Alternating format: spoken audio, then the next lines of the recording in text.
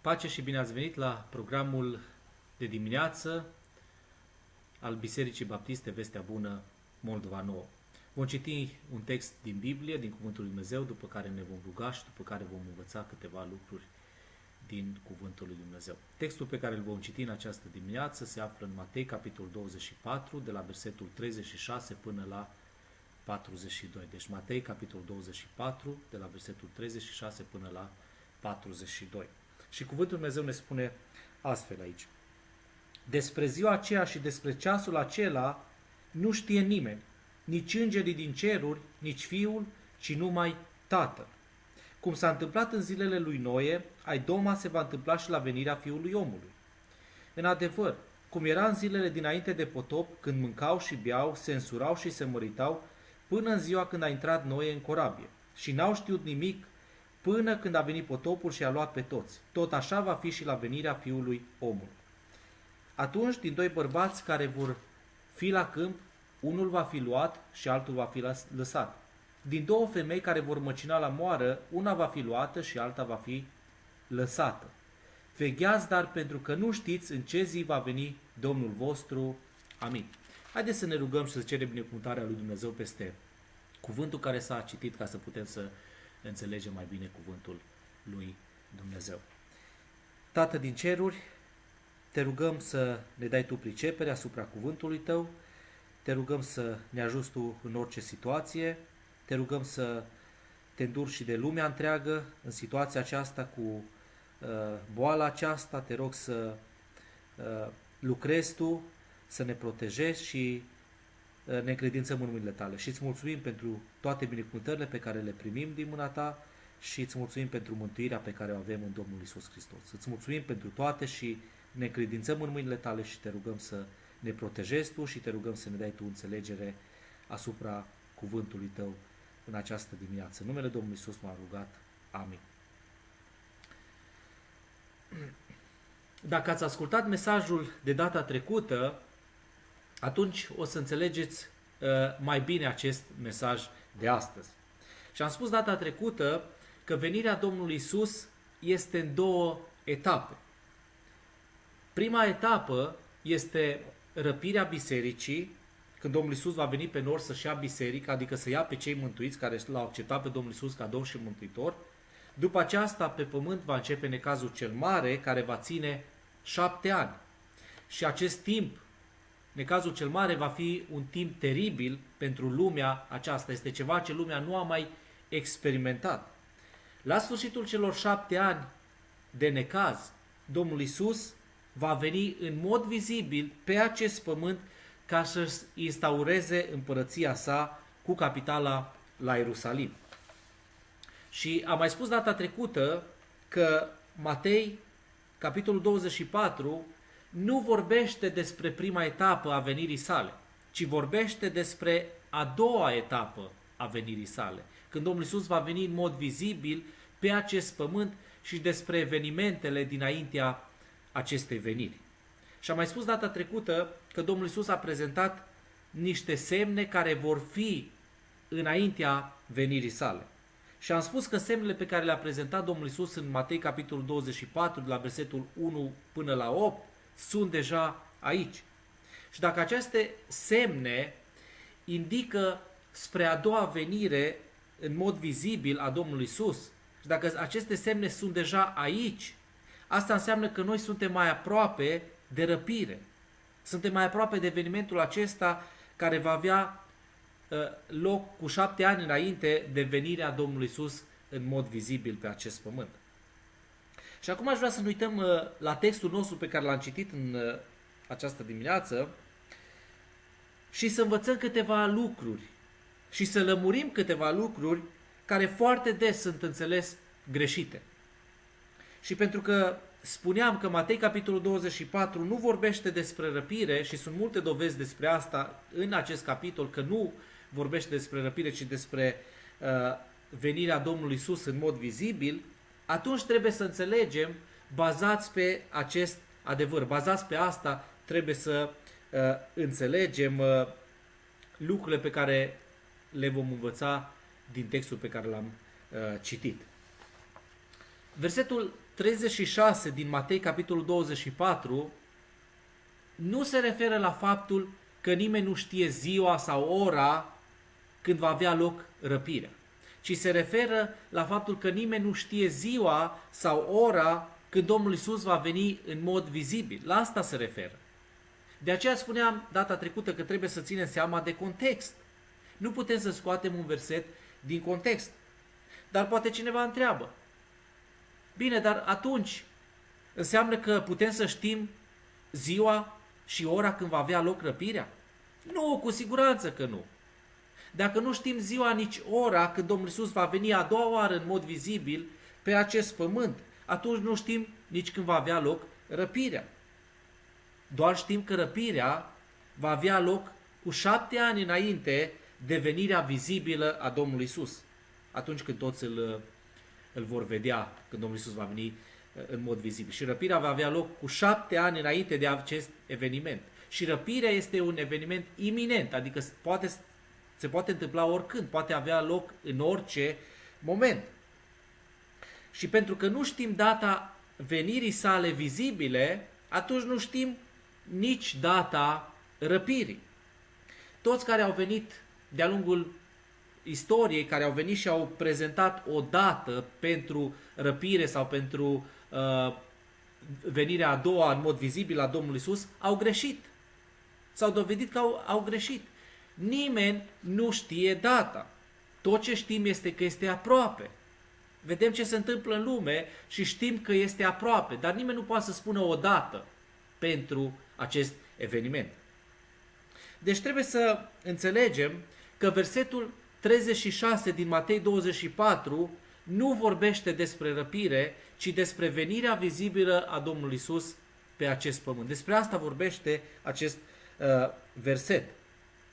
Răpirea este prima etapă a venirii Domnului Iisus când va veni să-și ia biserica, pe cei mântuiți, pe cei care sunt salvați, pe cei care și-au pus credința în Domnul Iisus ca Domn și Mântuitor al lor. Și trebuie să menționez un lucru, că biserica nu este o clădire. Biserica sunt oamenii mântuiți, cei care și-au pus credința în Domnul Iisus Hristos. Niciodată biserica nu a fost o clădire. Răpirea este când Domnul Iisus va veni pe nori să-și ia biserica, pe cei mântuiți. Și despre asta vorbește în 1 Tesaloniceni, capitolul 4, versetul 16 și 17. Și am menționat și data trecută aceste versete, dar aș vrea să le citim și astăzi. 1 Tesaloniceni, capitolul 4, versetul 16 și 17. Căci însuși Domnul cu un strigăt, cu glasul unui arhanghel și cu trâmbița lui Dumnezeu se va pogorî din cer și întâi vor învia cei morți în Hristos. Apoi, noi cei vii care vom fi rămas, vom fi răpiți toți împreună cu ei în nori ca să întâmpinăm pe Domnul în văzduh și astfel vom fi totdeauna cu Domnul. Aici vorbește despre răpirea bisericii. Dar Matei capitolul 24 nu vorbește despre acest eveniment, ci despre venirea vizibilă a Domnului Iisus la sfârșitul necazului cel mare și evenimentele care sunt dinainte de acest eveniment. Venirea vizibilă a Domnului Iisus este a doua etapă a venirii sale, care va fi la sfârșitul necazului cel mare, adică 7 ani după răpire. Și de ce o numesc venirea vizibilă a Domnului Iisus? Pentru că aceasta va fi văzută de toți. Pe când răpirea nu este văzută de toți. Când El vine pe nor la răpire, nu toți îl vor vedea, îl vor întâmpina și îl vor vedea doar cei care sunt mântuiți, pentru că aceștia vor fi luați. Nu toți îl vor vedea la răpire. Și de aceea Domnul Iisus a avertizat Israelul, a avertizat evreii să nu se lase înșelați de un Mesia fals sau de un Hristos fals, pentru că venirea sa va fi vizibilă peste tot pe cer. Și dacă citim în Matei capitolul 24, vom vedea de la versetul 24 la 27. Deci Matei 24 de la 24 la 27. Căci se vor scula Hristoși mincinoși și proroci mincinoși. Vor face semne mari și minuni până acolo încât să înșele, dacă va fi cu putință, chiar și pe cei aleși. Iată că v-am spus mai dinainte. Deci, dacă vă vor zice, iată-l în pustie, să nu vă duceți acolo. Iată-l în doițe ascunse, să nu credeți.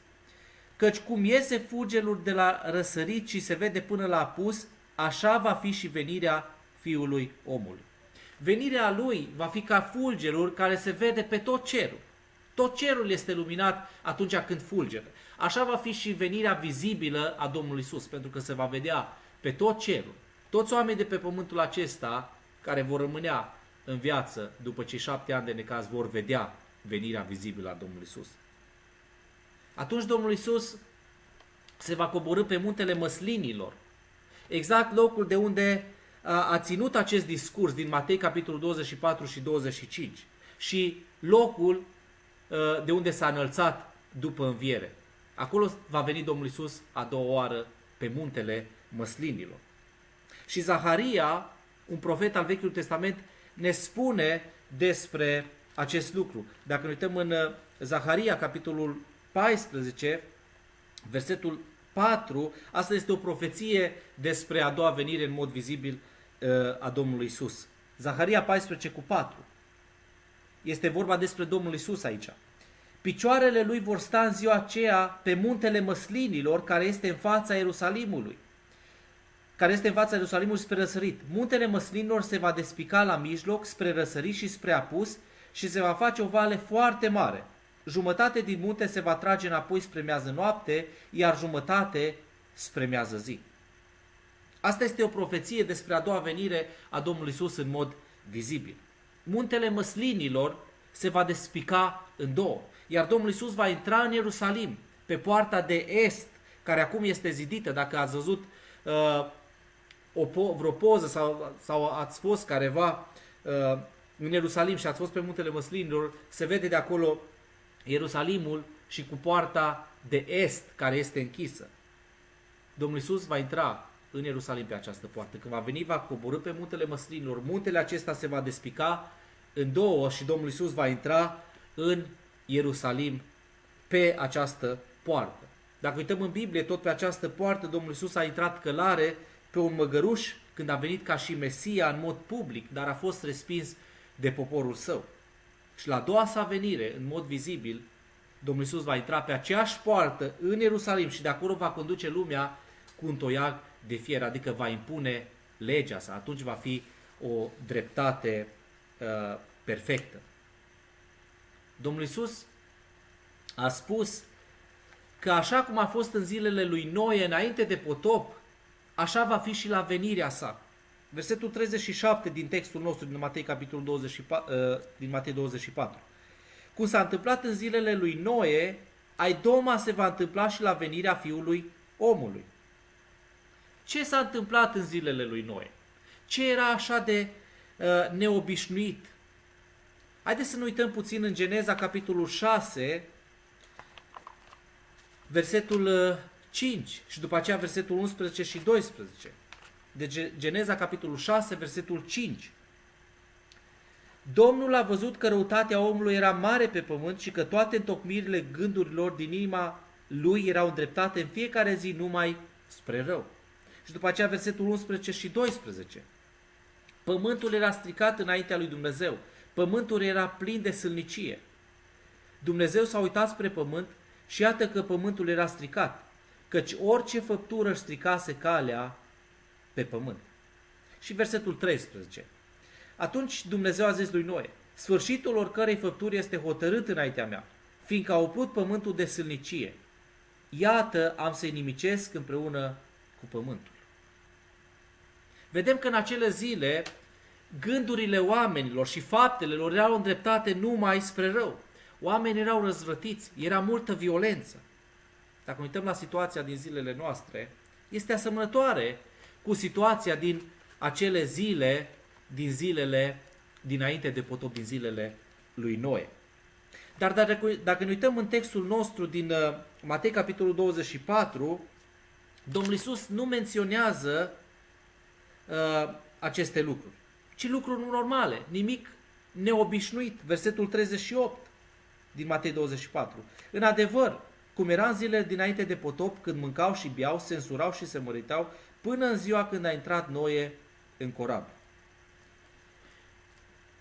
Dacă ne uităm ce era neobișnuit aici, Domnul Iisus n-a menționat nimic de lucrurile rele care erau înainte de potop, ci lucruri care ni se par obișnuite. Dar ce era neobișnuit? Totuși era ceva neobișnuit. Neobișnuit era faptul că erau ignoranți. Neobișnuit era faptul că nu au luat seama la niciun avertisment că judecata se apropie. Asta era neobișnuit. Ei au fost avertizați despre judecata care se apropie și au rămas nepăsători în legătură cu asta. Asta era neobișnuit.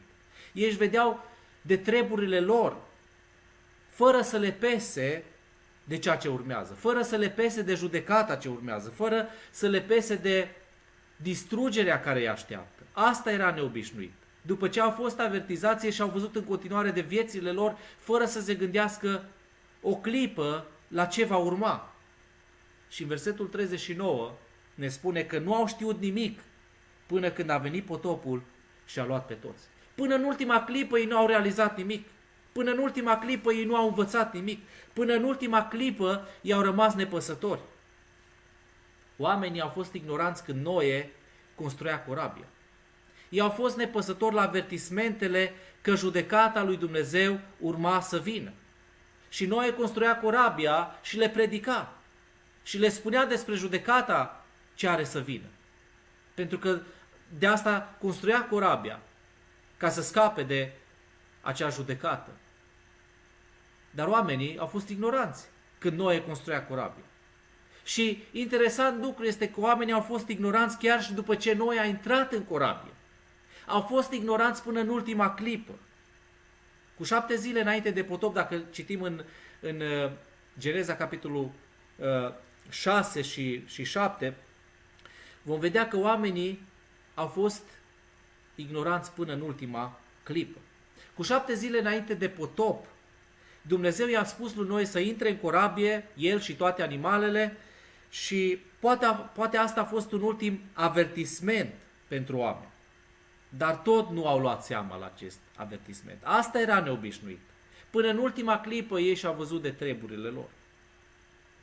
Astăzi, în general, oamenii sunt ignoranți față de avertismentele de a se întoarce la Dumnezeu, față de avertismentele de a veni la Dumnezeu și să-și ceară iertare pentru păcatele lor. În mod general, oamenilor nu le pasă de Evanghelie. Și Evanghelia este puterea lui Dumnezeu pentru mântuire. Cuvântul lui Dumnezeu ne spune despre asta în Roman, capitolul 1, versetul 16, ne spune despre ce este Evanghelia. Roman 1 cu 16.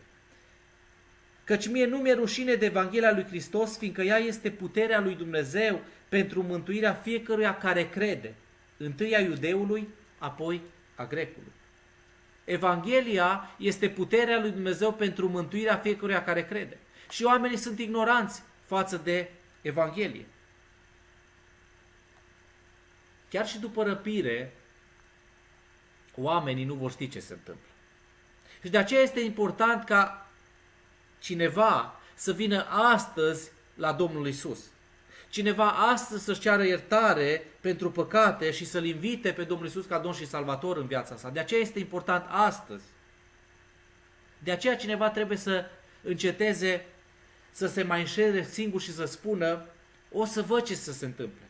O să aștept să văd chiar dacă ce s-a spus este adevărat, dacă răpirea este ceva adevărat, și atunci o să cred, și atunci o să vin la Domnul Iisus. Mulți cred că o să vadă ce o să fie după răpire și atunci o să vină la Domnul Iisus. După răpire este prea târziu, pentru că atunci vine judecata lui Dumnezeu. Vedem că oamenii din zilele lui Noe nu au știut nimic până în ultima clipă, până a venit potopul. Au fost ignoranți când Noe construia corabia și au fost ignoranți când Noe a intrat în corabie. N-au știut nimic până în ultima clipă. Nimeni să nu zică că o să vină la Domnul Iisus și o să fie mântuit după răpire. Să nu se amăgească cu acest lucru. Pentru că după răpire Anticrist va înșela lumea ca să-L urmeze pe el și nu pe Dumnezeu. În vremea aceea va fi o vreme în care Anticrist va înșela lumea. Și nimeni să nu se amăgească să spună, atunci o să cred în Domnul Iisus, atunci o să vin la Domnul Iisus, atunci o să fiu mântuit. Este prea târziu. Nimeni să nu se amăgească cu acest lucru. Pentru că iată cum va fi situația în lume după răpire. 2 Tesaloniceni, capitolul 2. 2 Tesaloniceni, capitolul 2, de la versetul 8 la 12. Și atunci se va arăta cel nelegiuit pe care Domnul va nimici cu suflarea gurii sale și îl va prăpădi cu arătarea venirii sale. Arătarea lui se va face prin puterea satanei cu tot felul de minuni, de semne și puteri mincinoase și cu toate amăgirile nelegiuirii pentru cei ce sunt pe calea pierzării, pentru că n-au primit dragostea adevărului ca să fie mântuiți. Din această pricină, Dumnezeu le trimite o lucrare de rătăcire ca să creadă o minciună, pentru ca toți cei ce n-au crezut adevărul, ce au găsit plăcere în nelegiuire, să fie osândiți. Dacă cineva nu l-a acceptat pe Domnul Iisus acum și nu a crezut în El acum și nu și-a cerut acum iertare de la Domnul Iisus, nu va face nici atunci. Dacă astăzi oamenii se lasă înșelați de minciunile diavolului, atunci și mai mult. Am citit aici. Vedem ce amăgire va fi atunci, ce înșelăciune va fi atunci. Nimeni să nu se lase amăgit, înșelat că va fi mântuit după răpire. Este prea târziu după răpire. Dar, totuși, în necazul cel mare, care va fi după răpire, 7 ani după răpire, necazul cel mare, în acest timp vor fi mântuiți oameni. Poate spuneți, ok, păi bine atunci. Vor fi mântuiți, dar nu cei care acum l-au respins pe Domnul Iisus. Pentru că aceștia deja au avut șansa lor. Ne spune foarte clar în 2 Tesaloniceni. Din această pricină Dumnezeu le trimite o lucrare de rătăcire ca să creadă o minciună, pentru ca toți cei ce n-au crezut adevărul, toți cei n-au crezut în trecut, da? Ce au găsit plăcere în nelegiuire să fie osândiți. În necazul cel mare vor fi mântuiți oameni, dar nu cei care acum au auzit Evanghelia și l-au respins pe Domnul Iisus. Și știți ce? Un lucru interesant, că vor fi mântuiți oameni, dar abia după prima jumătate a necazului cel mare. Deci după 3 ani și jumătate, deci la mijlocul necazului vor începe să fie mântuiți oameni. Când?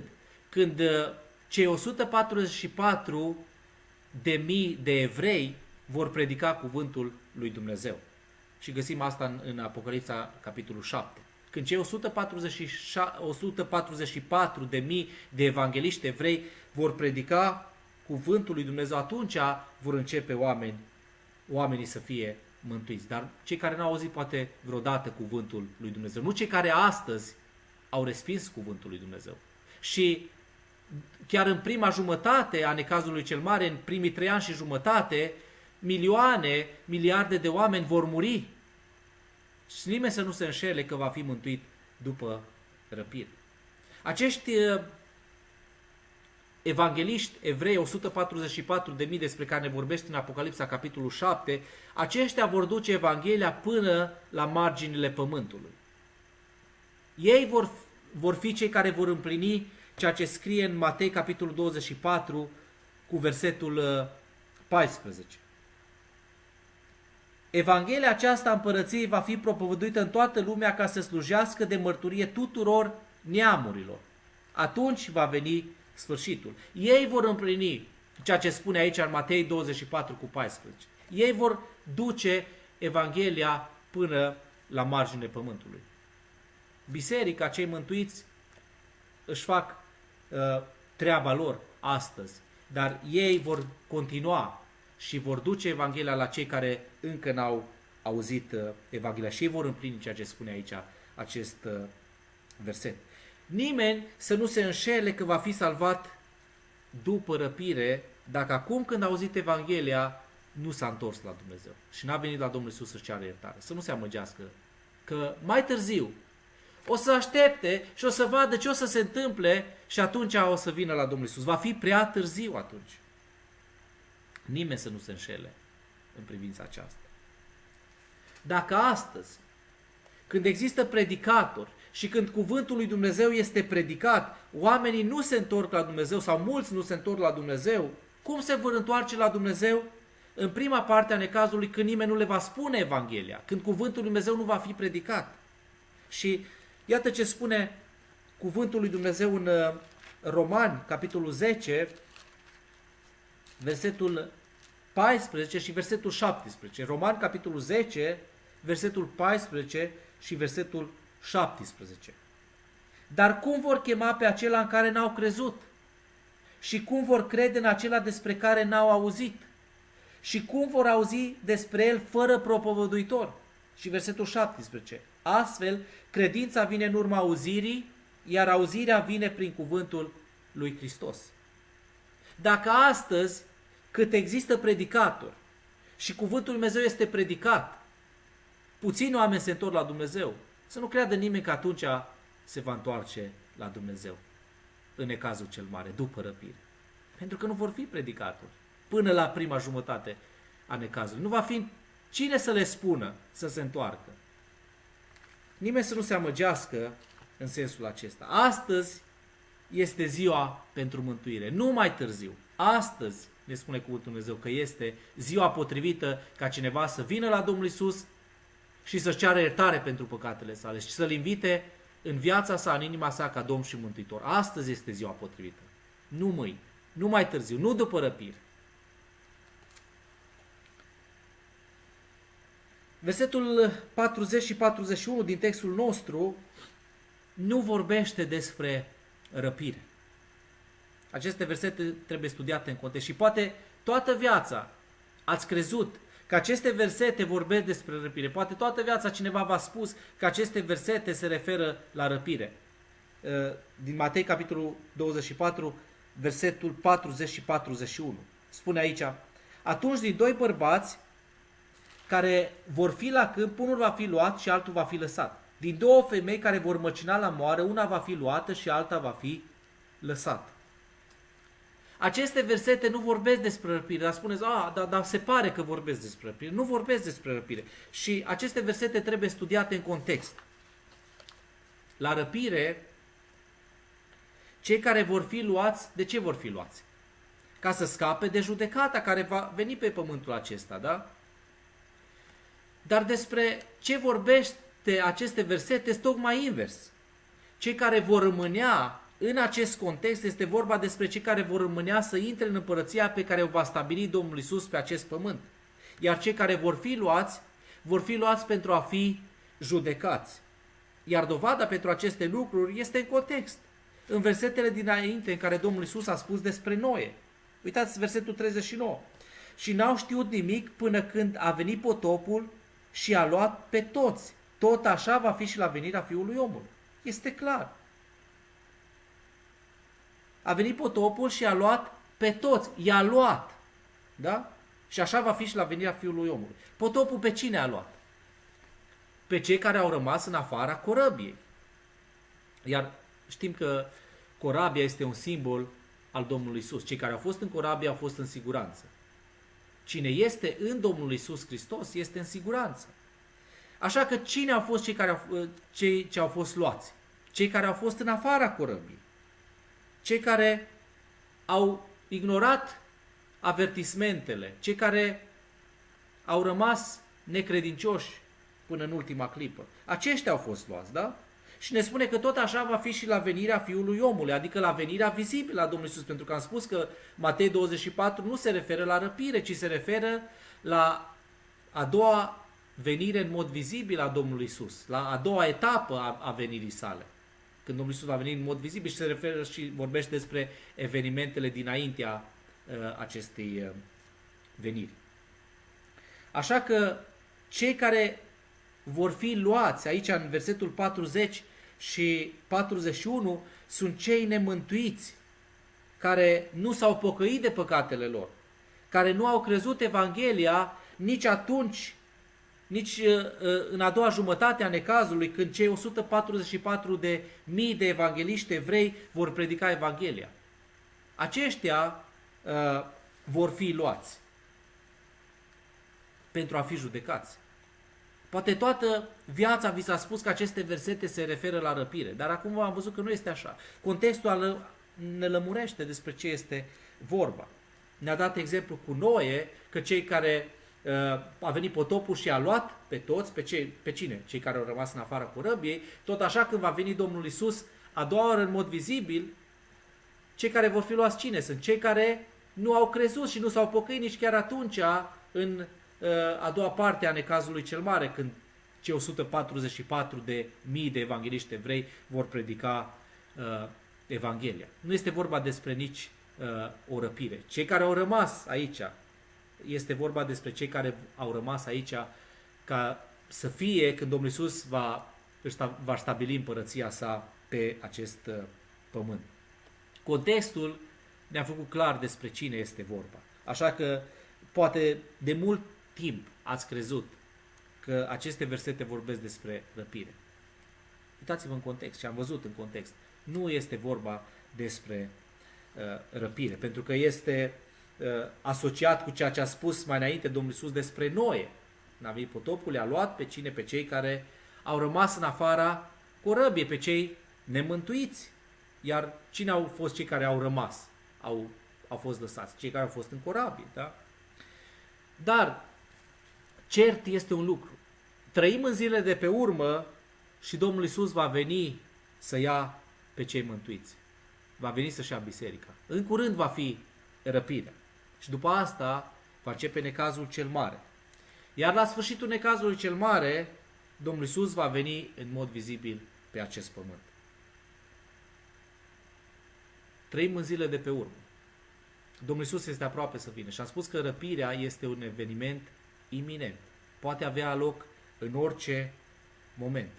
Și Domnul Iisus va veni să-și ia pe cei care au fost mântuiți, care și-au pus credința în El, iar ceilalți care l-au respins vor rămânea pentru a fi judecați în necazul cel mare, care va fi un timp teribil, un timp groaznic. Dragul meu care asculți acest mesaj, ești mântuit? Când trâmbița va suna, când Domnul Iisus va veni pe nori, ești pregătit să pleci sau vei rămâne în necazul cel mare? Nu te amăgi că o să fii mântuit după răpire. Că o să aștepți, o să vezi ce o să se întâmple după răpire. Că o să vezi atunci dacă este adevărat ce s-a spus. Și atunci o să vii la Domnul Iisus. Atunci este prea târziu, dragul meu. Astăzi este timpul potrivit să vii la Domnul Iisus. Astăzi realizează că ești păcătos. Roman 3:23 ne spune că toți au păcătuit și sunt lipsiți de slava lui Dumnezeu. Astăzi realizează că ești păcătos și vină la Domnul Iisus. Astăzi realizează că plata păcatului este moartea. Roman 6:23 ne spune fiindcă plata păcatului este moartea. Astăzi realizează că Domnul Iisus a murit pentru păcatele tale, plătind pentru păcatele tale prin moartea sa pe cruce. Și Romani, capitolul 5, versetul 8, ne spune, Romani 5:8, ne spune, dar Dumnezeu își arată dragostea față de noi prin faptul că pe când eram noi încă păcătoși, Hristos a murit pentru noi. Astăzi realizează că Domnul Iisus a murit pentru păcatele tale, a murit în locul tău, ca tu să poți să fii mântuit, ca tu să poți să fii salvat, ca tu să poți să scapi de necazul cel mare, ca tu să poți să scapi de iad, de moarte veșnică, de chin veșnic. Astăzi vină la Domnul Iisus și cere-ți iertare pentru păcatele tale. Cere Lui să te salveze, cere Lui să te mântuiască. Astăzi fă lucrul acesta. Și Roman, capitolul 10, versetul 13 ne spune, fiindcă oricine va chema numele Domnului, va fi mântuit. Fiindcă oricine va chema numele Domnului, va fi mântuit. Indiferent de ce vârstă ești, indiferent de ce culoare ești, indiferent de ce nație ești, indiferent de starea socială pe care o ai. Dacă astăzi realizezi că ești păcătos, dacă astăzi realizezi că plata păcatului este moartea și realizezi că Domnul Iisus a murit pentru păcatele tale, plătind pe cruce în locul tău, prin moartea sa. Și dacă vii astăzi la Domnul Iisus și îți ceri iertare pentru păcatele tale și îi ceri Lui să te salveze și să-ți dea viață veșnică, El va face lucrul acesta. Romani 10:13 este foarte clar. Fiindcă oricine va chema numele Domnului va fi mântuit. Dacă ești nemântuit, dacă nu l-ai primit pe Domnul Iisus ca Domn și Mântuitor în viața ta, nu există o altă pregătire mai bună decât asta ca să poți să-L întâmpini pe Domnul Iisus pe nori. Să vii la El și să ceri iertare pentru păcatele tale. Nu există o altă pregătire mai bună. Oamenii se pregătesc în fel și chip pentru ceea ce va urma sau ceea ce anticipă că va urma. Dar nu există o altă pregătire mai bună decât să vii la Domnul Iisus și să-și ceri iertare pentru păcatele tale. Domnul Iisus este aproape. Să fim serioși despre asta. Trăim în vremurile de pe urmă și există multe semne care ne arată că Domnul Iisus este aproape. După cum am spus, nimeni nu poate să spună ziua sau ora. Toți cei care au venit și au prezentat o dată au greșit. Dar ce știm? Că Domnul Iisus este aproape. Putem să ne uităm în lume, vedem semnele, vedem ce se întâmplă și toate ne arată că Domnul Iisus este aproape. Poate în viitor o să vin cu un mesaj cu mai multe lucruri, mai multe semne care ne arată, ne indică că venirea Domnului Iisus este aproape. Trebuie să fim serioși cu privire la asta. Dacă ești mântuit, venirea Domnului Iisus, răpirea, este o mângâiere, este o bucurie. Și Apostolul Pavel în 1 Tesaloniceni, capitolul 4, după ce le-a explicat despre răpire și a spus: mângâiați-vă dar unii pe alții cu aceste cuvinte. Pentru cel mântuit, cel care și-a pus credința în Domnul Iisus, răpirea, prima etapă a venirii Domnului Iisus, este ceva extraordinar, este o mângâiere, este o bucurie. Dar pentru cel care nu și-a pus credința în Domnul Iisus, este un timp de judecată. Dar astăzi, cât încă este timp, vino la Domnul Iisus, cere-ți iertare pentru păcatele tale și invită-L în viața ta ca Domn și Mântuitor. Domnul Iisus este aproape. Domnul să vă binecuvinteze și Domnul să ne ocrotească și Domnul să ne ajute să fim pregătiți. Pregătiți în sens spiritual pentru ce va urma. Domnul să vă binecuvinteze. Mulțumesc!